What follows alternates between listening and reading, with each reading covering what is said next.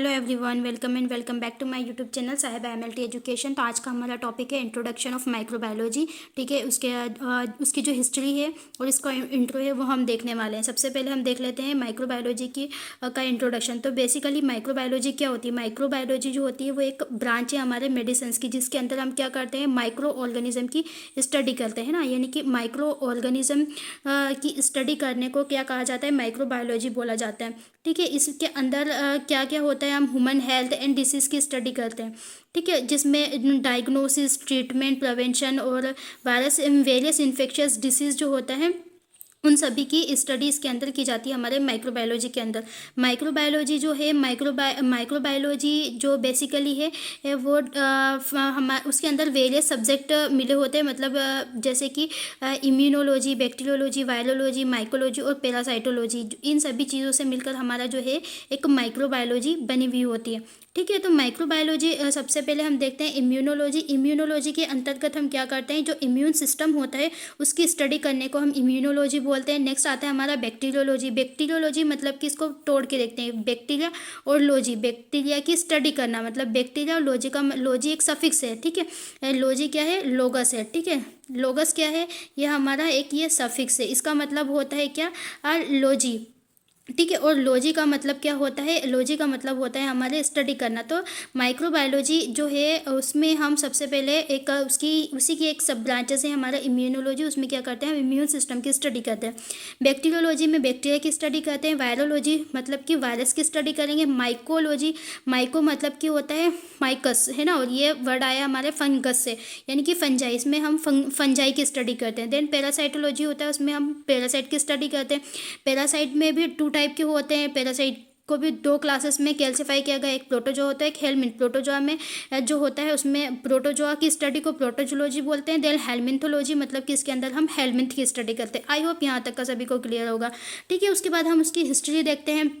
तो माइक्रोबायोलॉजी की हिस्ट्री में सबसे पहले जो हमारे साइंटिस्ट हैं सर एंटोनी वैन ल्यूवेनहुक, उन्होंने क्या करा था, माइक्रो ऑर्गेनिज्म। यहाँ से देखते हैं हम Antony van Leeuwenhoek. Antony van Leeuwenhoek जो है, इनका बर्थ जो है 1676 में हुआ था। ये क्या है, हमारे फर्स्ट साइंटिस्ट है जिन्होंने क्या करा, ऑब्जर्व किया था बैक्टीरिया को एंड अदर माइक्रो ऑर्गेनिज्म को। इन्होंने यूज़ किया था किसको? सिंगल लेंस माइक्रोस्कोप का इन्होंने यूज़ किया था। जो क्या था, उनका उनका खुद का बनाया हुआ माइक्रोस्कोप था, जिससे इन्होंने माइक्रो ऑर्गेनिज्म को देखा, दिए स्मॉल माइक्रो ऑर्गेनिज्म को देखा, जिसका नाम इन्होंने रखा क्या? लिटिल एनिमलक्यूल। मतलब कि फर्स्ट हमारे फर्स्ट साइंटिस्ट हैं कौन है? हमारे एंटोनी वैन ल्यूवेनहुक, जो कि हमारे फर्स्ट साइंटिस्ट है। इन्होंने सिंगल लेंस माइक्रोस्कोप की हेल्प से माइक्रो ऑर्गेनिज्म को देखा और उसका नाम रखा इन्होंने लिटिल एनिमलक्यूल। ठीक है, उसके बाद हमारे नेक्स्ट साइंटिस्ट हैं हमारे एडवर्ड जेनर। एडवर्ड जेनर जो है उनका जन्म जो है 1796 में हुआ था।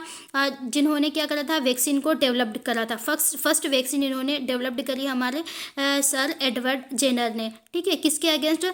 स्मॉल पॉक्स वायरस है, उसके मतलब काउ पॉक्स के अगेंस्ट इन्होंने जो है वेरियोला वायरस, वो स्मॉल पॉक्स वैक्सीन को इन्होंने क्या करा, डेवलप्ड किया। और जो वैक्सीन टर्म है, वैक्सीन टर्म जो है इसका यूज़ हमारे किया है सर लुइस पास्चर ने। ठीक है, तो जो फर्स्ट वैक्सीन है, वर्ल्ड की फर्स्ट वैक्सीन जो कि स्मॉल पॉक्स के अगेंस्ट, काउ पॉक्स के अगेंस्ट जो दी गई है वो एडवर्ड जेनर ने दी गई। नेक्स्ट बात आती है हम लुइस पास्चर। ठीक है, नेक्स्ट हम देखते हैं हमारे क्या है सर, लुइस पास्चर। हाँ, लुइस पास्चर जो है उनको क्या कहा जाता है? तो लुइस पास्चर को हम ये जो हमारे सर एंटोनी वैन ल्यूवेनहुक है, इनको फादर ऑफ माइक्रोबायोलॉजी बोलेंगे। इनको क्या कहते हैं? Father of microbiology. क्या लिखती हूँ मैं? Father of microbiology. दिखाई दे रहा है आप लोगों को? थोड़ा सा प्रॉब्लम होगी, है ना। और उसके बाद हम आगे बात करते हैं लुइस पास्चर। लुइस पास्चर जो है उन्होंने माइक्रोबायोलॉजी के अंदर बहुत सारे कंट्रीब्यूशन दिए। ठीक है, ये जो थे लुइस पास्चर, वो पास्चर इंस्टीट्यूट जो थी वहाँ पर ये वर्क करते थे। तो लुइस पास्चर जो है उन्होंने क्या करा, माइक्रोबायोलॉजी को डेवलप किया गया। ये क्या है, इनकी साइंटिफिक डेफिनेशन दी गई है। ठीक है, इस इरा में ये उनका बर्थ और लिखा हुआ है उनका ईयर। इसको जो है लुईस पास्चर को फादर ऑफ मॉडर्न माइक्रोबायोलॉजी भी कहा जाता है। Father of microbiology sir Antonie van Leeuwenhoek को कहा जाता है, और फादर ऑफ मॉडर्न माइक्रोबायोलॉजी है सर हमारे लुईस पास्चर को कहा जाता है। देन ये क्या है, एक प्रोफेसर हैं केमिस्ट्री के, फ्रांस में जो केमिस्ट्री के प्रोफेसर थे हमारे सर लुईस पास्चर। इन्होंने क्या करा था, स्टडी की थी, फर्मेंटेशन की स्टडी इन्होंने दी है हमारे सर लुईस पास्चर ने। इनके बहुत सारे कंट्रीब्यूशन रहे, हम वो देखते हैं इनके इंपॉर्टेंट पॉइंट।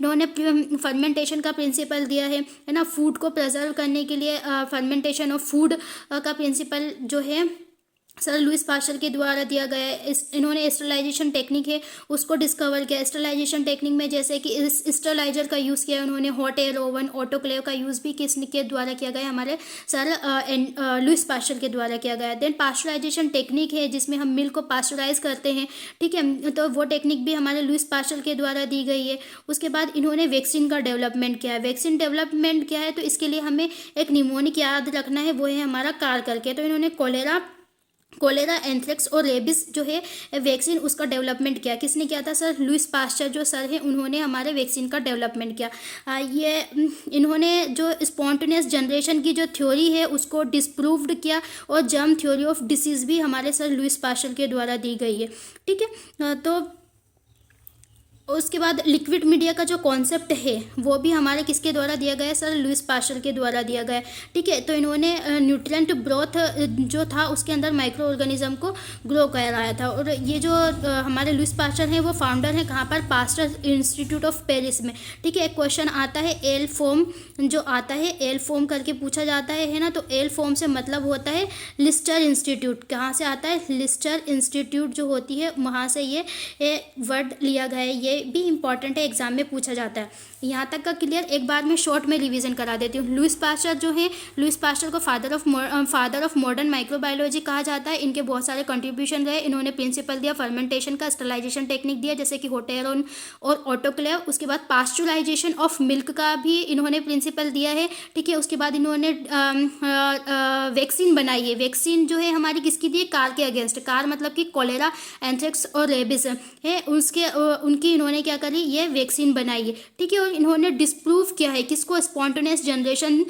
जो थ्योरी थी। स्पॉन्टेनियस जनरेशन थ्योरी क्या है कि ये भी एक अच्छा खासा बड़ा सारा टॉपिक है। ये मैं किसी दिन फ्री टाइम में ये वीडियो है पूरी अपलोड करूँगी, ठीक है। अभी सिर्फ इम्पॉर्टेंट पॉइंट बता दे रही हूँ, वो याद रखना, जो कि हमारे point of view competitive exam बहुत ज़्यादा इंपॉर्टेंट है ना। और इन जो लुईस पास्चर है उन्होंने जर्म थ्योरी ऑफ डिसीज़ को भी दिया। इन्होंने लिक्विड मीडिया का कॉन्सेप्ट दिया था जिसके अंदर उन्होंने न्यूट्रिएंट ब्रोथ को यूज़ किया था, ठीक है। और ये फाउंडर है हमारे पास्चर इंस्टीट्यूट के, जो कि पेरिस में लोकेटेड है। और एल फॉर्म जो है वो लिस्टर इंस्टीट्यूट से लिया गया है, ठीक है। नेक्स्ट आता है हमारा जोसेफ लिस्टर। हाँ, जोसेफ लिस्टर, ये जोसेफ लिस्टर है। जोसेफ लिस्टर को फादर ऑफ एंटीसेप्टिक सर्जरी कहा जाता है, इंपॉर्टेंट है, याद रखिएगा।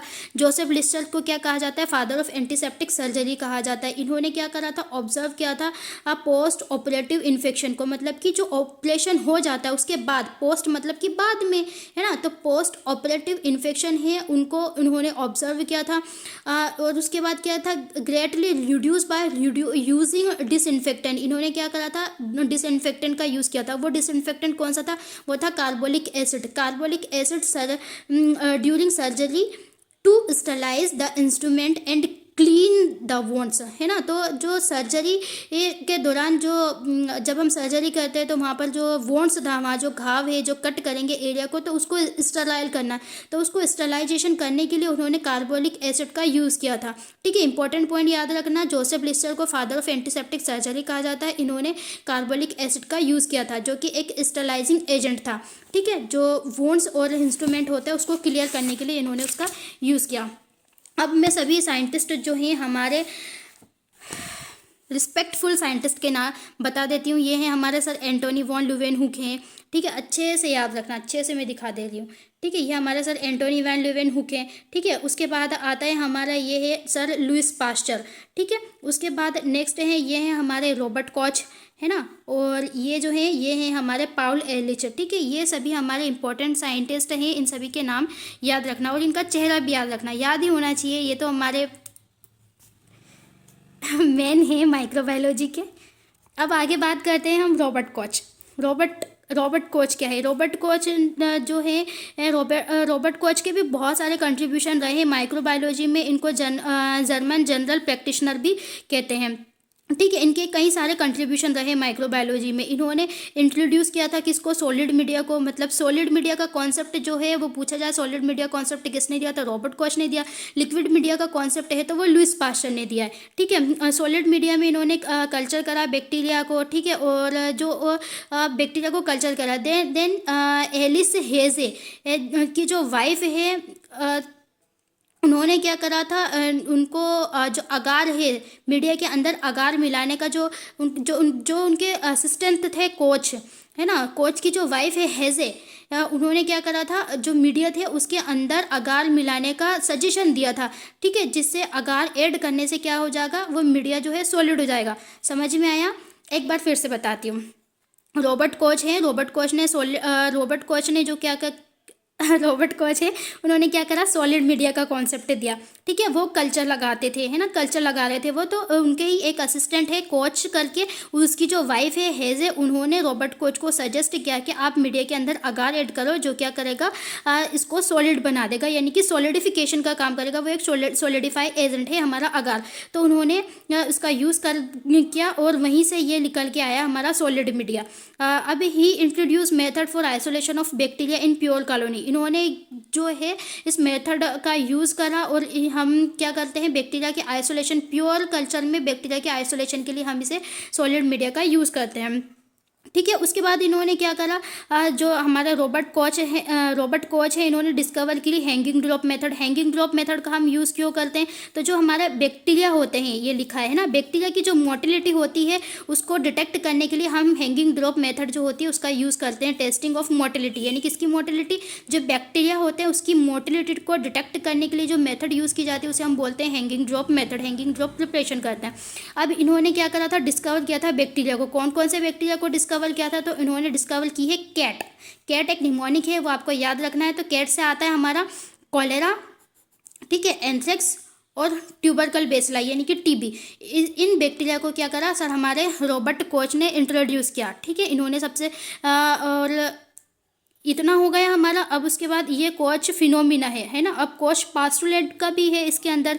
तो इन्होंने कॉजेटिव एजेंट इन्फेक्शन, ये तो छोड़ दो, है ना। ये दो ही चीज़ें याद रखना है, कोच फिनोमिना होता है, कोच पास्टुलेट होता है। इसमें इतनी ही चीज़ें मुझे इंपॉर्टेंट नजर आ रही है, तो आपको सिर्फ इतना याद करना है। एक बार फिर से रिवाइज करा देती हूँ। रॉबर्ट कोच जो है, रॉबर्ट कोच ये क्या है, एक जनरल प्रैक्टिशनर थे जर्मन के, ठीक है। उन्होंने सॉलिड मीडिया का कॉन्सेप्ट दिया। सॉलिड मीडिया का कॉन्सेप्ट कहाँ से आया, इनके असिस्टेंट थे, असिस्टेंट को जो थे वो थे कोच, और उनकी जो वाइफ थी हेजे, उन्होंने क्या करा था, मीडिया के अंदर अगार ऐड करने का सजेशन दिया था। किसको सर, हमारे रॉबर्ट कोच को, ठीक है। तो वो क्या करता है, अगार सॉलिडिफाइन का या सॉलिडिफिकेशन का काम करता है, ठीक है। उसके बाद देखा गया है कि जो बैक्टीरिया के प्योर आइसोलेशन के लिए हम मीडिया का यूज़ करते हैं। और जो हमारे सर रॉबर्ट कोच है, उन्होंने हैंगिंग ड्रॉप मेथड दी, किसके लिए, बैक्टीरिया की मोटिलिटी को डिटेक्ट करने के लिए। देन उन्होंने क्या करा, डिस्कवर किया बैक्टीरिया को। कौन सा बैक्टीरिया है हमारा, कॉलेरा, एंथ्रेक्स और ट्यूबरक्लोसिस। कहाँ है हमारा, तो कॉलेरा, एंथ्रेक्स और ट्यूबरकल बेसिलाई, उसको इन्होंने इंट्रोड्यूस किया। रॉबर्ट कोच जो है उसमें इन्होंने ट्यूबरकल बेसिलाई वगैरह का यूज़ किया। इसके लिए हाइपर सेंसिटिविटी रिएक्शन देखी, है ना। तो ये सब भी है इम्पॉर्टेंट। डीप आएगा तो इतना, बाकी अपन इतना नहीं देख रहे हैं, ठीक है। अब देखते हैं हम सर पाउलो एलिच जो है, पाउलो एलिच जो है, इनको क्या कहा जाता है, तो इनको ये भी एक हमारे जर्मन साइंटिस्ट है। इनको फादर ऑफ कीमोथेरेपी कहा जाता है। कि फादर ऑफ कीमोथेरेपी पूछा जाए तो कौन है हमारा सर, पाउलो एलिच, ठीक है। First reported the acid fast nature of tubercle bacilli, यानी कि जो बैक्टीरिया होता है उसका एसिड फास्ट नेचर होता है, तो उसको डिस्कवर करने का श्रेय हमारे सर पाउल एलिश को दिया जाता है ना। इन्होंने क्या करा था, डिस्कवर किया था फर्स्ट एसिड फास्ट जो नेचर होता है ट्यूबरकल बेसिलाई, उसको इन्होंने डिस्कवर किया था। He developed technique stain tissues and blood cell. इन्होंने क्या करा था, जो स्टेनिंग टेक्निक होती है इसको डेवलप्ड किया था, ठीक है। उसके बाद इन्होंने प्रपोज्ड किए हैं एंटीटॉक्सिन इंट्रैक्शन, जिसको हम एलिच फिनोमिना भी बोलते हैं। एंटीटॉक्सिन इंट्रैक्शन को इन्होंने प्रपोज्ड किया, जिसको एलिच फिनोमिना भी कहा जाता है। Also introduce method for standardising toxin and antitoxin. उसके बाद देखते हैं हम आगे। इन्होंने साइड चेन थ्योरी, ये side chain theory for antibody production किसने दिए? हमारा सर पाउल एलिस ने साइड चेन थ्योरी दी है, किसके लिए? एंटीबॉडी के प्रोडक्शन के लिए। उसके बाद कीमोथेरेपी, कीमोथेरेपी में कीमोथेरेपी जो है हमारा फादर कहा जाता है इनको कीमोथेरेपी का। तो इन्होंने कीमोथेरेपी में क्या यूज़ करा था? साल्वर्सन का यूज़ किया था।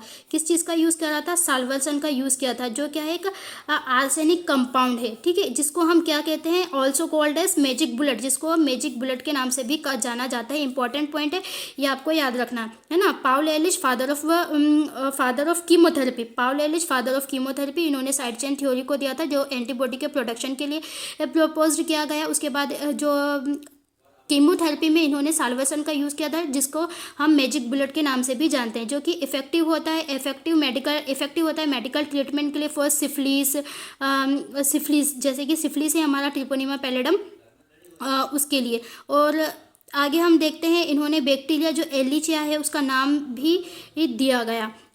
आगे इसको नोबेल प्राइज़ मिला है 1908 में, इनको नोबेल प्राइज़ मिला फिजियोलॉजी और मेडिसिन्स में। इनके कई सारा कंट्रीब्यूशन होने के कारण उनको नोबेल प्राइज़ से सम्मानित किया गया, ठीक है। और ये फाउंडर, ये जो है हमारे फाउंडर हैं, कहाँ के? फर्स्ट डायरेक्टर हैं ये, जो कि हमारे पाउल एलिच इंस्टीट्यूट है, जर्मनी में लोकेटेड है, वहाँ के ये क्या है? फाउंडर हैं, है ना। नेक्स्ट है हमारा हैंस क्रिश्चियन ग्राम, ये भी इम्पोर्टेंट है। जो इसका 1884 याद रखना। जो नाम है ग्राम स्टेन, इन्होंने क्या दिया? ग्राम स्टेन दिया है, जो क्या करते हैं? ग्राम स्टेनिंग का ग्राम पॉजिटिव और ग्राम नेगेटिव बैक्टीरिया होता है, उसको डिफ्रेंशिएट करने के लिए हम यूज़ करते हैं। और भी अदर साइंटिस्ट हैं हमारे, जैसे कि अलेक्जेंडर फ्लेमिंग है, इन्होंने क्या करा था? डिस्कवरी की थी most commonly use antibiotic substance होता है, उसकी एग्जाम्पल इसमें पेनिसिलिन, एंटीबायोटिक की डिस्कवरी की सर अलेक्जेंडर फ्लेमिंग ने, है ना। तो ये सारा हमारा इतना कुछ इम्पॉर्टेंट है जो कि मैंने आपको करवा दिया है। ये सारी चीज़ें आपको याद रखनी है। आपको वीडियो नो हाँ हाँ हाँ आपको वीडियो अच्छी लगी हो तो लाइक शेयर करना बिल्कुल ना भूलें। थोड़ी सी मिस्टेक हो गई थी मुझसे, मुझे लगा कि चलो छोड़ो, आज फिर मिलते हैं एक नई वीडियो में।